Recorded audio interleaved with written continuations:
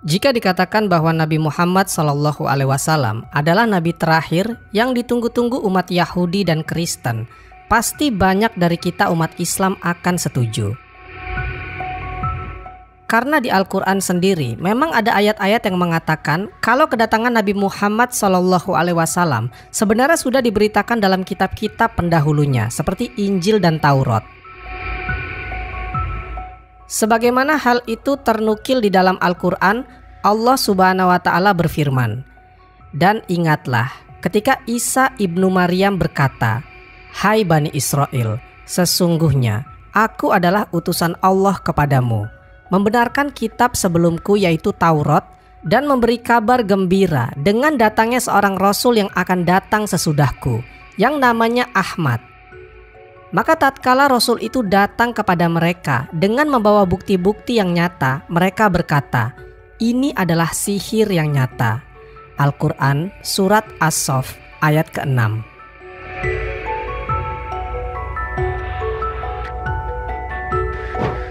Injil juga mengatakan hal yang sama tentang kedatangan Nabi terakhir di akhir zaman.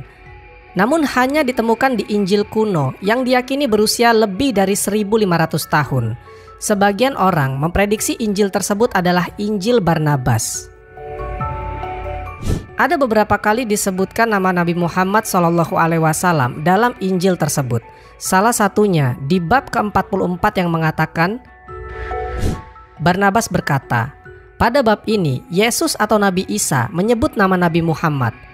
'Oh Muhammad, Tuhan bersamamu.'" Yang lebih jelas lagi ada di bab ke-112. Dalam bab ini, Nabi Isa atau Yesus bercerita kepada Barnabas bahwa dirinya akan dibunuh. Namun kata Nabi Isa, Allah akan membawanya naik dari bumi. Sedangkan orang yang dibunuh sebenarnya adalah seorang pengkhianat yang wajahnya diubah seperti Nabi Isa. Dan orang-orang akan percaya bahwa yang disalib itu Nabi Isa. Tetapi Muhammad akan datang, Rasul Allah yang suci. Dari semua kitab terdahulu memang telah menyebutkan tentang kedatangan Nabi Muhammad SAW. Tapi bagaimana ceritanya jika kabar kedatangan Nabi Muhammad SAW ternyata tertulis juga di kitab umat Hindu? Pertanyaan ini pasti mengejutkan bagi kebanyakan umat Islam maupun Hindu. Bahkan mungkin sebagian umat di luar dari kedua agama itu. Bagaimana tidak, syariat dari kedua agama itu, Islam dan Hindu, sangat jauh berbeda. Dan kenyataannya, berita tentang kedatangan Nabi Muhammad SAW tidak saja diberitakan dalam kitab Injil dan Taurat. Bahkan ramalan atau berita kedatangan Nabi Muhammad SAW juga terdapat dalam kitab suci umat Hindu, yaitu kitab Weda. Maka benarkah? Mari kita bahas di video ini. Agama Hindu termasuk agama tua di dunia. Meski tidak ada kejelasan kapan lahirnya, namun dalam sejarah dikenal ada 3 periodisasi. Yang pertama, perkembangan agama Hindu di India pada zaman Weda, tahun 6000 sampai 2000 sebelum Masehi. Kedua, perkembangan zaman Brahmana, tahun 2000 sampai 1500 sebelum Masehi. Ketiga, zaman Upanishad, tahun 1500 sampai 500 sebelum Masehi. Jadi diperkirakan Hinduisme ini telah ada kira-kira 6500 tahun sebelum kedatangan Islam. Pundit Ved Prakash, profesor bahasa dari Allahabad University di India, yang juga menjadi pendeta besar kaum Brahmana, dalam salah satu bukunya yang berjudul Kalki Avatar atau Avatar yang baru diterbitkan, memuat sebuah pernyataan yang sangat mengagetkan bagi kalangan intelektual Hindu. Sang profesor secara terbuka dan dengan alasan-alasan ilmiah mengajak para penganut Hindu untuk segera memeluk agama Islam dan sekaligus mengimani risalah yang dibawa oleh Rasulullah SAW. Karena menurutnya, sebenarnya Muhammad Rasulullah SAW adalah sosok yang dinanti-nantikan sebagai sosok pembaharu spiritual.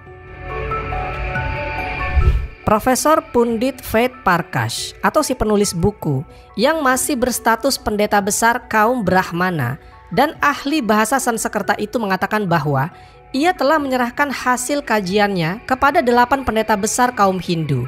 Dan mereka semua menyetujui kesimpulan dan ajakan yang telah dinyatakan di dalam buku. Semua kriteria yang disebutkan dalam buku suci kaum Hindu atau Weda tentang ciri-ciri Kalki Avatar sama persis dengan ciri-ciri yang dimiliki oleh Rasulullah SAW yang lahir di Mekah. Profesor Parkash menguatkan pernyataan itu dengan mengutip beberapa hal dari kitab Weda, kitab suci agama Hindu. Menurutnya, dalam kitab Weda, sosok Kalki Avatar akan menjadi pembawa risalah terakhir atau Prophet of Bhagwan untuk menuntun seluruh dunia. Itu hanya terjadi dalam kasus Nabi Muhammad SAW. Menurut ramalan Hindu, Kalki Avatar akan lahir di sebuah jazirah atau island, dan itu di wilayah Arab yang dikenal sebagai Jaziratul Arab. Dalam kitab suci Hindu, menurut Profesor Parkash, bapaknya bernama Wisnu Bhagat dan ibunya bernama Somanip. Dalam bahasa Sanskerta, Wisnu berarti Allah dan arti harfiah dari kata Bhagat adalah hamba atau budak. Dalam bahasa Arab berarti abdun. Oleh karena itu, Wisnu Bhagat dalam bahasa Arab berarti Abdullah atau hamba Allah. Sedangkan Somanip dalam bahasa Sanskerta berarti damai dan tentram, yang dalam bahasa Arab berarti kata Aminah. Dan sebagaimana diketahui bahwa ayah Nabi Muhammad SAW bernama Abdullah dan ibundanya bernama Aminah. Dalam kitab Weda juga disebutkan bahwa Kalki Avatar akan lahir di kaum yang dihormati dan mulia di tanahnya. Dan ini juga berlaku dalam kasus Nabi Muhammad SAW, karena ia lahir di suku Quraisy yang sangat dihormati di Mekah. Disebutkan pula bahwa Kalki Avatar akan diajarkan dalam sebuah gua oleh Bhagwan melalui utusannya sendiri. Hal itu mengingatkan kisah Nabi Muhammad SAW dalam Gua Hiro saat didatangi oleh malaikat Jibril dan mengajarkannya tentang wahyu Islam pertama kali. Tertulis dalam buku-buku Hindu bahwa Bhagwan akan memberikan Kalki Avatar dengan kuda tercepat, dan dengan bantuan kuda itu dia akan naik di seluruh dunia dan 7 langit. Ini isyarat tentang Buraq dalam peristiwa Isra Mi'raj Nabi Muhammad SAW. Selain itu, ditulis pula bahwa Kalki Avatar akan diperkuat dan dibantu oleh Bhagwan. Dalam kasus Nabi Muhammad SAW, beliau dibantu dan diperkuat oleh Allah Subhanahu wa Ta'ala melalui malaikat-malaikatnya dalam perang Badar. Agama Hindu sendiri memiliki 3 kitab suci besar, yaitu Vedas atau Weda, Upanishad, dan Puranas.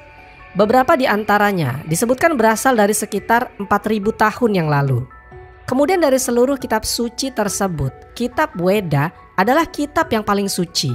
Dan yang paling menarik, nama Nabi Muhammad SAW beberapa kali disebutkan dalam kitab agama Hindu tersebut. Dalam hal ini kitab Hindu mengakui akan kedatangan Nabi Muhammad SAW. Kitab Hindu juga menjelaskan bahwa ada ayat-ayat ramalan tentang kedatangan Nabi Muhammad SAW. Ayat-ayat itu disebut dalam Bhavisha Purana. Pratisarga Parva 3, Kan 3, Adhyay 3, Sloka 10-27. Arya Dharma akan tampil di muka bumi ini. Agama kebenaran akan memimpin dunia ini. Dia diutus oleh Ishparmatma, dan pengikutnya adalah orang yang berada di lingkungan itu, yang kepalanya tidak dikuncir. Mereka akan memelihara jenggotnya dan akan mendengarkan wahyu. Mereka akan mendengarkan panggilan sholat, dan mereka akan makan apa saja kecuali daging babi. Mereka tidak akan disucikan dengan tanaman semak-semak atau umbi-umbian. Akan tetapi mereka akan tetap suci di medan perang. Mereka akan dipanggil dengan Musalaman atau perantara kedamaian. Jika diteliti dengan baik, ayat itu menjelaskan tentang ciri-ciri dari pengikut agama kebenaran, di mana semua ciri-ciri tersebut adalah ciri-ciri umum yang terdapat di umat Islam. Selanjutnya, di dalam Atharvaveda 20, him 127, sloka 1-14, disebutkan kalimat yang mengisyaratkan bahwa Nabi Muhammad SAW akan terungkap kemudian. Mantra 1 mengatakan, ia akan disebut Nara Sangsa. Nars artinya orang, sedangkan Sangsa artinya terpuji. Jadi Narasangsa adalah orang yang terpuji. Sementara di dalam bahasa Arab, nama Muhammad memiliki arti orang yang terpuji. Sehingga Narasangsa dalam bahasa Sanskerta identik dengan Muhammad dalam bahasa Arab. Selanjutnya, dalam mantra 2 mengatakan, ia adalah resi yang naik unta. Itu artinya dia bukanlah seorang bangsawan India. Sehingga jelas tokoh ini bukanlah dari golongan Brahmana, akan tetapi seseorang yang asing.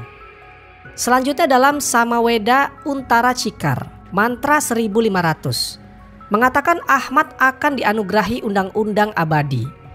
Yang dimaksudkan undang-undang abadi di sini adalah Al-Quran. Dan Al-Quran merupakan salah satu mukjizat terbesar Nabi Muhammad SAW. Namun karena orang India tak paham dengan kata Ahmad, maka diterjemahkan menjadi Ahmadi, yang artinya saya sendiri. Jadi mantra tersebut diartikan menjadi saya sendiri yang dianugerahi undang-undang abadi. Padahal seharusnya Muhammad sendiri yang dianugerahi undang-undang abadi. Di sisi lain, nama Nabi Muhammad SAW diramalkan dengan nama Ahmad pada banyak bagian di kitab Weda. Bahkan tak kurang dari 16 tempat berbeda dalam kitab Weda.